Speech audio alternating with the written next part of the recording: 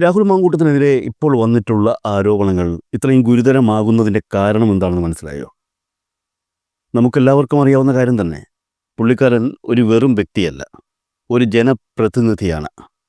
ഒരു ജനപ്രതിനിധി ഇത്തരത്തിൽ, അതായത് ഒരു സാധാരണ മനുഷ്യന് ചിന്തിച്ചു കൂട്ടാൻ കഴിയാത്ത വിധത്തിൽ നടക്കുമ്പോൾ അത് ആരെയൊക്കെയാണ് ബാധിക്കുന്നത്? രാഹുൽ മാങ്കൂട്ടം ഇപ്പോൾ പ്രതിനിധാനം ചെയ്യുന്ന അദ്ദേഹത്തിൻ്റെ പാർട്ടിയെ, അതായത് കോൺഗ്രസ് പാർട്ടിയെ ബാധിക്കും. എന്നാൽ അത് മാത്രമാണോ പ്രശ്നം? അല്ല. നമ്മൾ നേരത്തെ പറഞ്ഞതുപോലെ അദ്ദേഹം ഒരു ജനപ്രതിനിധിയാണ്. തീർച്ചയായും ഇപ്പോൾ പുറത്തു വന്നിരിക്കുന്ന പുള്ളിയുടെ വൈകല്യങ്ങൾ സമൂഹത്തിലും അലയൊലികൾ തീർക്കും. രാഹുൽ മാങ്കൂട്ടത്തെ യൂത്ത് കോൺഗ്രസ് സംസ്ഥാന അധ്യക്ഷ സ്ഥാനത്തു നിന്നും പുറത്താക്കി എന്നുള്ളത് ആ സംഘടനയുടെ, അല്ലെങ്കിൽ സംഘടന പ്രതിനിധാനം ചെയ്യുന്ന പാർട്ടിയുടെ ആഭ്യന്തര കാര്യം മാത്രമാണ്. എന്നാൽ അദ്ദേഹം ഇപ്പോൾ കൈവശം വച്ചിരിക്കുന്ന MLA സ്ഥാനം സംസ്ഥാനത്തെ ജനങ്ങളെ മുഴുവൻ ബാധിക്കുന്ന ഒരു കേസാണ്, പ്രത്യേകിച്ചും പാലക്കാട് നിയമസഭാ നിയോജക മണ്ഡലത്തെ. ഒരു രാഷ്ട്രീയ നേതാവിൻ്റെ സ്വഭാവ വൈകല്യം എന്നതിലുപരി ഒരു ജനപ്രതിനിധിയുടെ സ്വഭാവ വൈകല്യം എന്ന നിലയിലാണ് ഇതെല്ലാം വായിക്കപ്പെടാനുള്ളത് എന്നുള്ളതാണ് യാഥാർത്ഥ്യം. ഈ പുറത്തു വന്നതൊക്കെ ഒരു മഞ്ഞുമലയുടെ അറ്റം മാത്രമാണെന്ന് ഇപ്പോൾ ഇതിനു പിറകെ ഇറങ്ങിത്തിരിച്ചവർ പറയുന്നു. ഇരയുടെ കൻസെന്റ് ലഭിച്ചാൽ ഇപ്പോൾ പുറത്തുവിടാനുള്ള 3-4 കേസുകൾ ഇനിയും ബാക്കി നിൽപ്പുണ്ട് എന്ന്. ഇത് 1, 2, 3 ഒന്നല്ല കേട്ടോ, ഇനി വരാൻ കിടക്കുന്നുണ്ട്. ഒന്ന് മൂളിയിട്ടുണ്ടെങ്കിൽ റിപ്പോർട്ടർ ഇവനെ 3 എണ്ണം കൊടുക്കും.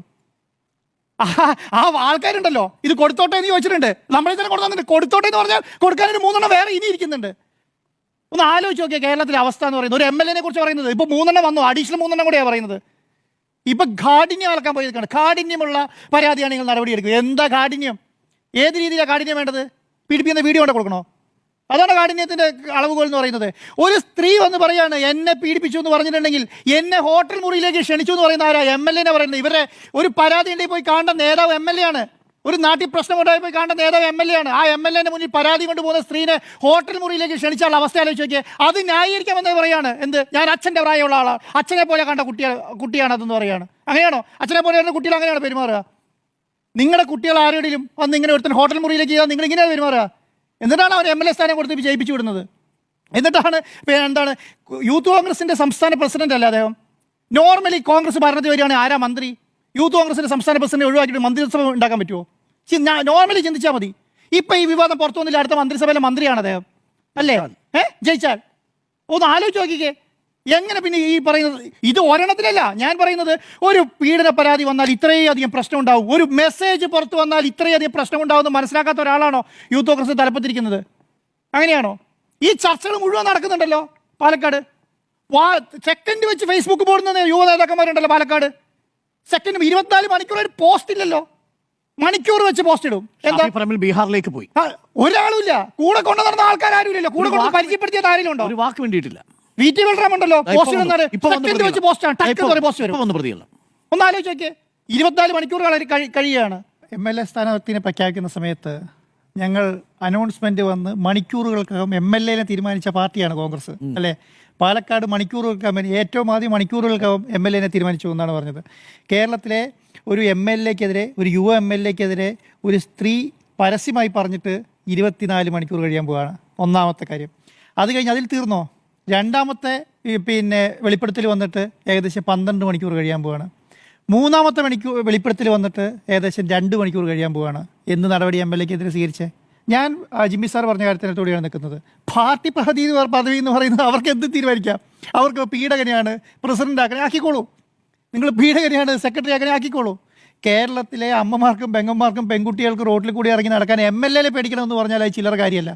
നിങ്ങൾക്ക് വേണമെങ്കിൽ കള്ളനെ പേടിക്കാം, നിങ്ങൾക്ക് വേണമെങ്കിൽ ഗോവിന്ദചാമിനെ പേടിക്കാം, ആരെ വേണമെങ്കിലും പേടിക്കാം. പക്ഷേ കേരളത്തിലെ ജനങ്ങൾ തിരഞ്ഞെടുത്ത MLA പേടിക്കേണ്ട അവസ്ഥ എന്ന് പറയുന്നത് വളരെ മോശമാണ്. രാഹുൽ മാങ്കൂട്ടത്തിനെതിരെയുള്ള ഈ ആരോപണങ്ങൾ പാലക്കാട് തെരഞ്ഞെടുപ്പ് സമയത്ത് തന്നെ സമൂഹത്തിൽ ഉയർന്നു വന്ന ഒന്നാണെന്ന് റിപ്പോർട്ടർ TV മേധാവി ആൻഡ്രൂ അഗസ്റ്റിൻ പറയുന്നുണ്ട്. എന്തുകൊണ്ട് ആ സമയത്ത് അതിന് പിന്നാലെ മാധ്യമങ്ങൾ പോയില്ല എന്നുള്ള കാര്യവും അദ്ദേഹം ചൂണ്ടിക്കാട്ടുന്നുണ്ട്. കേരളത്തിലെ ഒരു MLA എന്ന് പറയുന്നത് ബൈ ഇലക്ഷനാണെന്ന് ഓർക്കണം. ഇത് ഇന്നും ഇന്നലെയും തുടങ്ങിയ സംഭവമല്ല. ഇത് ഈ പാലക്കാട് ഇലക്ഷൻ്റെ സമയത്ത് കേൾക്കുന്നുണ്ട്. ആരും ഒന്നുകൂടി പറഞ്ഞില്ല എന്നറിയോ? പറയാത്തതിന് കാരണം ഇത് പറഞ്ഞാൽ ഈ MLA തോപ്പിക്കാൻ ഇറങ്ങിയ കെട്ടുകഥയാന്ന് പറഞ്ഞേനെ അല്ലേ? ഇത് അന്നും ഇന്നൊന്നും ചർച്ച ചെയ്യാൻ തുടങ്ങിയതല്ല. ഈ പാർട്ടി ഫോറങ്ങളിൽ ചർച്ച ചെയ്യാൻ തുടങ്ങിയിട്ട് ഏകദേശം 4 മാസത്തിന് മേലെയായി. പക്ഷേ ആരും പറയുന്നില്ല, തെളിവ് പറയുന്നില്ല. ഈ പാർട്ടി ഫോറങ്ങളിലാണ് പറയുന്നത് ചർച്ച ചെയ്യുന്ന 4 മാസത്തിന് മേലെ പൊതുജനം ചർച്ച ചെയ്യാൻ തുടങ്ങി 2 മാസമായി. മനസ്സിലായില്ലേ? കേരളത്തിലെ ഓൺലൈൻ മാധ്യമങ്ങൾ ചർച്ച ചെയ്യാൻ തുടങ്ങി 1 മാസമായി. ഇത് പാർട്ടി അറിഞ്ഞില്ലേ? ഈ ഓൺലൈൻ മാധ്യമങ്ങൾ ചർച്ച ചെയ്ത സമയത്ത് ഞാൻ അറിഞ്ഞില്ല എന്ന് പറഞ്ഞിട്ടാണ് KPCC പ്രസിഡന്റും പ്രതിപക്ഷ നേതാവൊക്കെ പോയത്. ഞങ്ങൾ അറിഞ്ഞിട്ടില്ല. ഏത് വാർത്ത?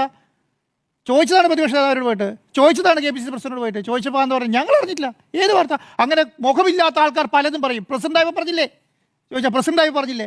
അങ്ങനെ പറഞ്ഞതാണ്. ഇപ്പം എന്ത് സംഭവിച്ചു? ഇപ്പം മുഖമുള്ളവരും ഇല്ലാത്തവരൊക്കെ ഒന്ന് പറയുന്നില്ലേ? വ്യക്തമായിട്ട് വന്ന് പറയാണ്. നിന്നെ പീഡിപ്പിക്കാൻ ആഗ്രഹമുണ്ടെന്ന് പറയുന്ന MLA ആണ് കേരളത്തിലുള്ളത്. ഒന്ന് ആലോചിച്ച് നോക്കിയേ. ലോകത്ത് ആരെങ്കിലും പറയോ? MLA വേണ്ട, സാധാരണക്കാരൻ പറയോ? ഇനി പീഡിപ്പിക്കണമെന്ന് പറഞ്ഞിട്ടാ പീഡിപ്പിക്കുമോ? എന്തൊരു ഗതികേടാന്ന് നോക്കണം. കേരളത്തിലെ അവസ്ഥയൊന്നും പോയി നിൽക്കുന്നത്. ഞാൻ പറയുന്നത്, നിങ്ങൾ ഈ പറഞ്ഞ കുറേ ആൾക്കാരുടെ പേര് പറഞ്ഞല്ലോ നേരത്തെ, മന്ത്രിസ്ഥാനം രാജിവെച്ച ആൾക്കാരുടെ ഇത്രയൊന്നും ആരോപണം വന്നിട്ടില്ല. ഒരാരോപണമാണ്. ഇത് പടപടാന്ന് പറയാണ്. ഏത് ഗർഭിണിയാക്കിയത് മാത്രമല്ല, അതിന് ഗർഭചിത്രം നിർബന്ധിക്കുന്നു. എന്നിട്ട് എന്താ പറയുന്നത്? പിന്നെ ക്വിറ്റ് ചെയ്ത് പോവാണ്. അവസ്ഥ ഒന്ന് ആലോചിച്ച് നോക്കിയേ. കേരളത്തെ സംബന്ധിച്ചിടത്തോളം കേരളത്തിലെ കോൺഗ്രസ് നേതാക്കന്മാരെ കമാന്നൊരക്ഷരം വായ തുറന്ന് മിണ്ടുന്നുണ്ടോ ഇതിനെക്കുറിച്ചിട്ട്? എന്തിനാണ് എങ്ങനെ ഒരു MLA? 6 മാസം കൂടിയില്ല. എന്തിനാ MLA ഇങ്ങനെ ഒരു MLA? ആ പാർട്ടിക്ക് മിണ്ടാൻ പറ്റുന്നില്ലല്ലോ. ഒരു കേരളത്തിലെ പ്രതിപക്ഷ പാർട്ടിക്ക് ഏകദേശം 10-40 MLA ഒരു പാർട്ടിക്ക് മിണ്ടാൻ പറ്റുന്നില്ല. ഒരാൾക്ക് പറ്റില്ല. ഇന്ന് എനിക്ക് തോന്നുന്നു ഒരു പുതിയ KPCC പ്രസിഡന്റ് അല്ലേ, അദ്ദേഹം പോകുന്ന കണ്ടില്ലേ? ഒന്നാലോചിക്കുക. എന്തെങ്കിലും കുറ്റം ചെയ്ത മനുഷ്യനാണോ? എന്തെങ്കിലും കുറ്റം? ഈ VD സതീശനെ ഞാൻ പറയുന്നില്ല. കാരണം അദ്ദേഹത്തിന് വായിൽ വെള്ളമില്ലാതായിപ്പോയി, സംസാരിക്കാൻ പറ്റുന്നില്ല, ദേഷ്യപ്പെടുകയാണ്. കാരണം ശരിയായിരിക്കും. കാരണം അവർ ചെയ്യാത്ത കുറ്റത്തിന് അവർ ഭാഗവാക്കാക്കേണ്ട അവസ്ഥയാണ് പാർട്ടിക്കുള്ളത്. അതുകൊണ്ട് അവർക്കതിന് പ്രതികരിക്കാൻ പറ്റുന്നില്ല. എന്താ വന്ന് പ്രതികരിക്കുക? ഇങ്ങനെ ഒരു നടപടി സ്വീകരിച്ചു 1, 2, 3 അല്ലല്ലോ വരുന്നത്. ഒരു പരാതി, ഇപ്പം ഞാൻ പറയാം, ഒരു അവിവാഹിതനായ ചെറുപ്പക്കാരൻ ഒരു പ്രണയത്തിൽപ്പെട്ടു, അവർക്കിടയ്ക്ക് തിരിയേണ്ടി വന്നു, ഒരു പ്രശ്നം ഉണ്ടായി. ശരി, അങ്ങനെയാണെങ്കിൽ ഒരു അവിഹിതം വന്നു, അല്ലെങ്കിൽ എന്തെങ്കിലും പ്രശ്നം വന്നു, ഒരു ഗർഭചിത്രം നടത്തേണ്ടി വന്നു, അതൊക്കെ നമുക്ക് കേൾക്കാൻ ഇത് ചെയ്യാം. കാര്യമല്ലോ. ഒരാളെ നേരിട്ട് പോലും കാണാത്ത ആൾക്കാർക്ക് വാട്സപ്പിൽ കൂടെ ഫോട്ടോ കണ്ടാൽ മതി, മെസ്സേജ് അയക്കുകയാണ്. ഒന്ന് ആലോചിച്ച് നോക്കിക്കേ. അപ്പം ഇങ്ങനെ ചെയ്യുന്ന ഒരാളെ എങ്ങനെ കൈകാര്യം ചെയ്യാൻ പറ്റും? ഏത് രീതിയിലാണ് കൈകാര്യം ചെയ്യേണ്ടത്? എങ്ങനെയാണ് നടപടി സ്വീകരിക്കേണ്ടത്? കഴിഞ്ഞ ദിവസം രാഹുൽ മാങ്കൂട്ടം നടത്തിയ നാടകങ്ങളെ ചാനൽ വിമർശിക്കുകയും ചെയ്യുന്നുണ്ട്. ഈ വാർത്ത പുറത്തുവിട്ട ഞങ്ങൾക്കെതിരെ എന്തുകൊണ്ട് രാഹുൽ മാങ്കൂട്ടം കേസ് കൊടുക്കുന്നില്ല എന്നാണ് ആൻഡ്രൂ അഗസ്റ്റിൻ ചോദിക്കുന്നത്. സത്യമല്ലേ അത്? കേസ് കൊടുത്തുകൂടെ? രാഹുൽ മാങ്കൂട്ടം തെറ്റ് ചെയ്തിട്ടില്ല എന്ന് അദ്ദേഹത്തിന് നല്ല ഉറപ്പുണ്ടെങ്കിൽ തീർച്ചയായും കേസിന് പോകാൻ കഴിയണം. റിപ്പോർട്ടർ TV മേധാവികൾ വെല്ലുവിളിക്കുകയും ചെയ്യുന്നുണ്ട്. നട്ടലിന് ഉറപ്പുണ്ടെങ്കിൽ നിങ്ങൾ കേസിന് പോകണം എന്ന്. രാഹുൽ മാങ്കൂട്ടമോ മറ്റു കോൺഗ്രസ് നേതാക്കളോ അത് കേട്ട ഭാവം പോലും കാണിക്കുന്നില്ല എന്നുള്ളതാണ് രസകരം. വന്നിട്ട് രാജിവെക്കുന്ന സ്ഥലത്ത് വന്ന് നാടകം കളിക്കുകയാണ് കിടന്നത്. രാജിവെക്കുന്ന സ്ഥലത്ത് എന്താ നാടകം കളിക്കുന്നത്? നിങ്ങൾ രാജിവെച്ചെന്ന് പറഞ്ഞോ? രാജിവെച്ചോ എന്ന് പറയുന്നത് എങ്ങനെയാ? രാജിക്കത്ത് കിട്ടിയത് കിട്ടിയ കേന്ദ്രം അറിയിക്കുകയാണ് നമ്മളോട്. ഇതാ രാജിവെക്കാൻ പറഞ്ഞിട്ടുണ്ട്, രാജിവെക്കുന്നു. അവിടെ നിങ്ങൾ കൊടുത്തില്ലേ? റിപ്പോർട്ടർ TV കൊടുത്തില്ലേ? രാജിവെച്ചു എന്ന് പറഞ്ഞിട്ട് ഞാൻ രാജിവെച്ചോ? ഇപ്പൊ 1:35 1:30 ഇതാ ഈ സമയത്ത് ഞാൻ രാജിവെക്കുന്നു. എവിടുത്തെ നാടകം? അവിടെ ഒന്ന് നാടകം കളിക്കുക. പിന്നെ പറയുന്ന കാര്യം എന്താണ്? ഞാൻ തെറ്റ് ചെയ്തതിനല്ല രാജിവെക്കുന്നത്. തെറ്റ് ചെയ്തിട്ടില്ലെങ്കിൽ നിങ്ങൾ പുറത്തുവിട്ട വീഡിയോ വ്യാജാണ്, പറയണ്ടേ? വ്യാജം പറയാം. ഇതിന്റെ ഉത്തരവാദിത്വം ഞാൻ നിങ്ങൾക്കെതിരെ കേസ് കൊടുക്കും, പറയണ്ടേ? എനിക്കെതിരെ പരാതി പറഞ്ഞ പെൺകുട്ടിക്കെതിരെ ഞാൻ കേസ് കൊടുക്കും, പറയണ്ടേ? എനിക്കെതിരെ ആരോപണം ഉന്നയിച്ച ആൾക്കെതിരെ ഞാൻ കേസ് കൊടുക്കും, പറയണ്ടേ? പറഞ്ഞിട്ടില്ല. പറയാതെ എന്താ പറയുന്നത്? നിങ്ങൾ നാടകം കളിക്കുകയാണ്. ചോദിച്ച് രാജി എഴുതി വാങ്ങിയിട്ട് കേരളത്തിലെ കോൺഗ്രസിലെ പ്രധാനപ്പെട്ട നേതാക്കന്മാർ പറയണ്ടായിരുന്നോ? ഇതാ ഞങ്ങൾ ഇങ്ങനെ ഒരു ആരോപണം വന്നിട്ടുണ്ട്, ആരോപണത്തിന് പേരിൽ പ്രസിഡന്റ് രാജിവെക്കാൻ പറഞ്ഞിട്ടുണ്ട്, രാജിവെച്ചിട്ടുണ്ട്. ഇതാണ് പറയേണ്ടത്. സിമ്പിളായ ക്വസ്റ്റ്യൻ. അത് ന്യായീകരിക്കാൻ ഇറക്കി വിട്ടേക്കാണ്. ന്യായീകരിക്കുന്നത് എങ്ങനെയാണ്? ന്യായീകരിക്കുന്നത് മുഴുവൻ അവഹേളിക്കുകയാണ്. എല്ലാവരും അവഹേളിക്കുകയാണ്. നിങ്ങളെല്ലാവരും പൊട്ടന്മാർ. ഞാൻ ചെയ്ത വീഡിയോ ഉണ്ടാക്കിയ എന്താണ് പിന്നെ ഈ തെമ്മാടിത്തരം മുഴുവൻ കാണിച്ച ഞാനെന്തോ വലിയ ആള്, നിങ്ങളെല്ലാവരും മണ്ടന്മാർ എന്നുള്ളതാണ്. എന്നിട്ട് ഞാൻ നാളെ രാവിലെ ഫേസ്ബുക്കിലും സോഷ്യൽ മീഡിയ സംവിധാനത്തിലും മറ്റുള്ള സംവിധാനത്തിലും ഞാൻ ഫൈറ്റ് ചെയ്യാൻ ഇറങ്ങും പിണറായി വിജയനെതിരെ. എന്നാണ് പറയുന്നത് അല്ലേ? അതിന് ന്യായീകരിക്കാൻ ഇറക്കി വിട്ടേക്കാണ്. അത് കേൾക്കാനുള്ള ബാധ്യതയോ അത് കേൾക്കാനുള്ള ശൈലിയോ ഈ പറയുന്ന കോൺഗ്രസ് നേതാക്കന്മാർ കാണിക്കുന്നില്ല എന്നുള്ളതാണ്. എന്നിട്ട് പറയുന്നത് എന്താണ്? ഇനി ഇതിനെക്കുറിച്ച് മറുപടി ഉണ്ടോ? ഇതിനെക്കുറിച്ച് മറിച്ചിട്ടോ? അല്ലെങ്കിൽ ക്ലാരിറ്റിയോട് വന്ന് പറയണം, ഇത് MLA സ്ഥാനം രാജിവെക്കേണ്ട കാര്യം ഇപ്പം ഇല്ല, ഞങ്ങൾ അന്വേഷിക്കട്ടെ. ഒരു മാന്യമായ ഭാഷ പറഞ്ഞുകൂടെ?